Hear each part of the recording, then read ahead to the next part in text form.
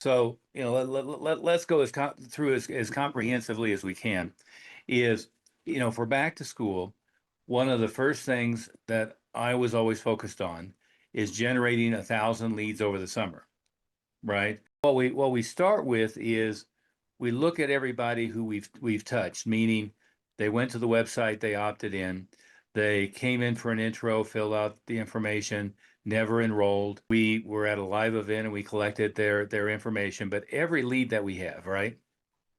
Plus, we look at every student that we've lost. So you start with your inactive students, but we look at all of the students that have faded away, and we look at everyone who has raised their hand. And, on the flakier side, that's people who opted in on Facebook or Google, and we never got any further. And on the most solid side are they came in for the full introductory program and just, for one reason or another, they didn't enroll right then and there. So what the starting point is all of our current leads and then going back at least a year or two. So what we want to do is start with going back to all of the leads we've collected. How far back we go in part depends upon how good a job we've been doing keeping them, warmed up. But I would go at least 2 or 3 years and hit all of them. Well, number one, I make sure I'm emailing them every day.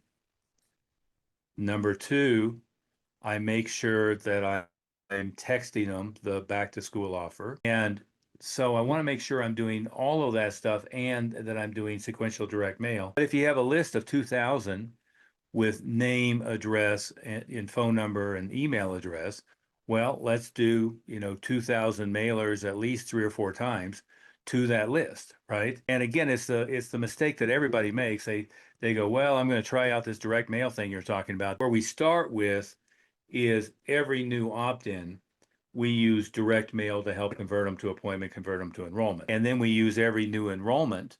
We use direct mail to reactivate people who have faded out of class, to prep for the renewal, that type of thing. Next, we go to people who've come in for an intro and didn't enroll. Next, we go to leads and work on converting to appointment. Next, we go to older leads. And then the last thing we do is very targeted direct mail. I mean, one of the most successful cold direct mail pieces I ever did was, several students brought me in their school directory and I did a letter from them to the students at the school referencing their child, inviting them to come down to a free introductory class, including their name and address as the return address on the envelope.